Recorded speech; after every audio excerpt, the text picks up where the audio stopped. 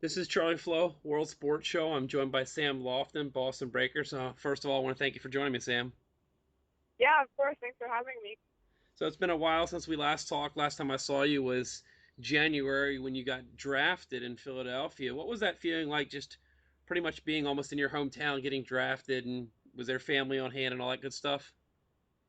Yeah, I mean, to this day, it was still the best feeling I've ever experienced.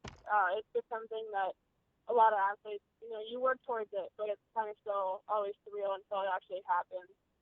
So yeah, it was great. It was awesome to live in Philadelphia, and I could go home. My mom was there; she was super excited. So it was just kind of the icing on the cake of my what was then my 18 years of playing soccer. A lot of college athletes don't experience a lot of media. So what was that experience like, just being in that draft room and having reporters come up to you and you're being interviewed? What was that experience like itself? Yeah, I didn't really know what to expect.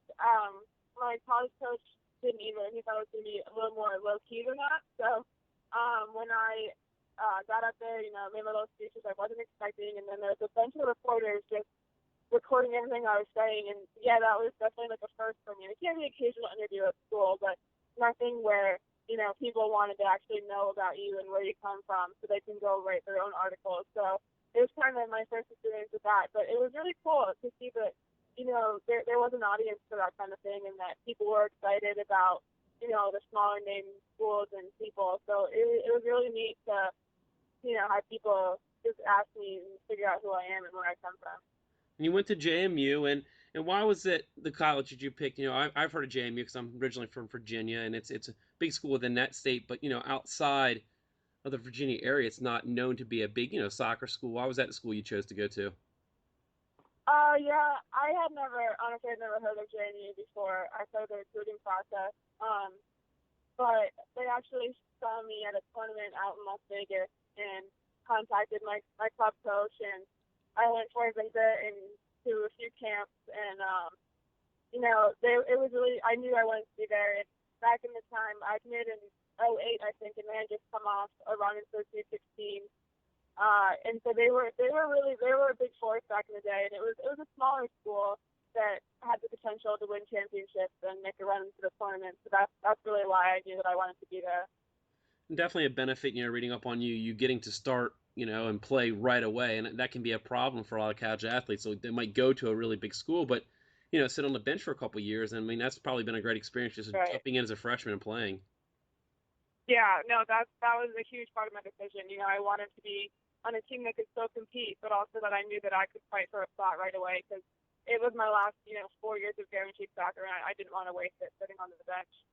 Another neat thing about the Boston Breakers is amongst the team and the reserve team, there's a lot of athletes you played against in the college rankings in the CAA. What's that experience been like? That somebody you go against now they're teammates. Yeah, it's really funny because I mean you know a lot about these girls like soccer wise, but then you get to know them as a person, and the rivalry dies down a little bit, and you understand that they were just doing the same thing you were doing in college, and you have the respect for them because you know what they can do in the field, but now you get to also admire them as a person, and it's just awesome. And I marked two of them like closely like in every game I played. So now it's a nice relief to get to watch them do their thing as opposed to trying to disrupt it the whole time. So it's really fun, and that's the good thing about soccer is you can battle with someone, but then when you get to know them, you realize that they're just like you, and they're actually really fun to hang out with. Speaking of hanging out, saw recently you guys took a little trip up to Montreal to catch us on the Women's World Cup game, and I think it's a very another neat situation where no matter what team you play on or what city you root for, this is the time where everybody roots for the same team. What was that experience like going up to Montreal? It was so cool. We had practice in the morning, then we hopped right in the car and made the 5 hour trip up to Canada, and it was so unreal. Seeing the familiar faces that you're talking about out there on the field, like on the biggest stage possible. It was so exciting, and like the anxiety level of as a fan, like watching the game is just through the roof when you're actually there. So it was just really cool to experience it, and I'll forever remember that I got to see the U.S. beat Germany in the World Cup semifinal. So it was amazing. Also, a little side note, so we were joking about that you guys didn't have any GPS cell phone coverage. You just kind of just figured it out. What's that? I said it's kind of interesting because you were saying that you guys went up there when and like I had the same issue with like GPS does not work, Yeah. phones. I mean, you just kind of you figure it out. Yeah, no, it was interesting because we were waiting in line to cross the border for a good 2 hours, and a woman just looked out her window and said, "You won't make it if you follow your GPS. Like, take this new highway." And we're like, "Okay, if she's telling us to." So yeah, we just took a highway that wasn't on our GPS, and it worked out by a small miracle, but it made it even more exciting. Yeah, it definitely adds to the side of it. We go back to the Boston Breaker things. You guys had a pretty unique preseason getting to go down to Florida. That's not a bad little gig there and playing against like the Jamaican national team. And, something that really stuck out to me is a picture that surfaced of you just giving an autograph. I mean, what's that feeling like when a girl comes up to you and asks, "Hey, can I have your autograph?" That just made the entire experience worth it. Um, we came into preseason early March, and there were still piles of snow in Boston. And then we worked really hard for a week or two, and then we went down to Florida, and it was so cool to play in front of all these little kids. We would have a practice, and there would be 2,000 kids at practice just watching us and like yelling our names and getting our autographs, and that just totally reminded me of why I do what I do because I so like vividly remember being that little girl like standing at what was then the WSA like soccer games to get autographs and thinking that those girls were like those women were just the coolest people on earth, and it's amazing that the roles are now reversed and that what I'm fighting for is touching the lives of like these little girls who want to do the same thing one day. And so it's just amazing that it kind of came full circle, and now I get to be the role model for the little kids. Yeah, it's a very interesting thing that you brought up. I bring this up a lot with the athletes, especially you being a rookie in your first year in the league, and you have some of the players like Christine Rampone that has these 20 plus careers. She's 40 now. That say your body does what it's supposed to do, and you play to your late 30s, 40s. Gosh, some of those 12-year-old, 13-year-old girls could be your teammates in about 10 years. Yeah, exactly. I had the pleasure of playing with Pat Whitehill this year, and I absolutely remember watching her and being a huge fan back when she was Kat Reddick. And it's amazing to me that she's still playing because I can't really imagine my body holding up for another 10 years. I would love it to, but I have so much respect for those players, and that I've learned. I didn't get to have that much time with Kat because she got the World Cup, but I learned a lot from her in like the month or two that I did have. And so yeah, it's just amazing to think that these kids are going to be the next generation doing this, and some of us might still be around to help them learn. So it's just a cycle, and it's really amazing. So early on, you're only a few months into your rookie season. What have you taken in work ethic wise? I mean, all college kids work hard. Not to say you didn't work hard, but what have you taken in just watching professionals, go about their day and work? Uh, it's it's a lot. Like it's a lot of work. Just going to practice every day, and the pace is so much faster. And then like the girls like go to lift, and then they have meetings, and it's just it. I mean, it makes sense. It is a job, but it just puts kind of a whole new light on the game of soccer. Like you're absolutely like you're a student of the game, and you just keep working, and you try to get better every day. And yeah, you just never stop. It's a long season. It's exhausting, but I mean it's worth it. And I've worked really hard, and I've learned a lot. And I feel like I'm already a way better player in these short months. So it's been great. Now you're a Philly girl, Philly suburbs girl, and you go up to Boston. It's kind of interesting when it comes to pro sports being a job. You kind of have to put rivalries aside. What's the experience like just being in the city of Boston? I love it. At first I was kind of nervous because I did grow up in the suburbs, but then I moved more to the countryside, and so I was nervous about moving to a city. But it's really great once you get past the traffic and the traveling. It's a great city to be in, and I've really enjoyed my summer. And once all the snow melted, we could do more things outside of playing. So it's been a really good time, and thinking about what the other teams are. Like I feel really lucky that I got to go to Boston and experience that. Speaking reminder on World Sports Show, speaking to Sam Lofton with the Boston Breakers, talking about her rookie season. She was drafted third round, 20th pick in this past NWSL draft here in Philadelphia. Just talking about her first year with the Boston Breakers.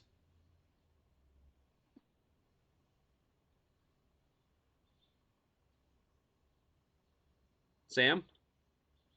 Yeah, I'm here. Okay. I didn't know if I had lost you. No, sorry. That's okay.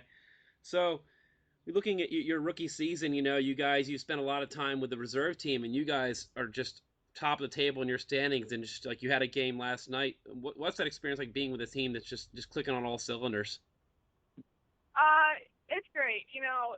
It's really important, I think, to have a reserve team, and I think we owe our success to the fact that we train so closely with the first team. So there's a handful of us who will train with the first team every day and then play in the reserve games, and we'll scrimmage. The full reserve team will scrimmage the full first team at least once a week, and that's obviously no comparison to the competition that we're actually playing against, but it keeps us sharp and it makes us play a lot faster. So I think a huge part of our success is that we get the top-notch training that the other WPSL teams aren't necessarily getting. So then that translates well to playing this competition, and so yeah, we're doing well with it, and it's a great experience to be able to still get game minutes, but also still train at the professional level. Yeah, that's a big argument that I have when it comes to a lot of professional sports in the United States, that soccer is one of those unique sports that has a reserve team and reserve teams that get to play, and you keep Yeah, get your minutes sharp. It's very interesting when you and I watch a lot of sports. I'm such a sports junkie that sometimes when you see a player that may not have played in a couple months, they literally haven't played in a couple months, and right. reserve, there's no argument to say, well, she hasn't played in a month. Well, yeah, she played twice last week. Yeah, exactly.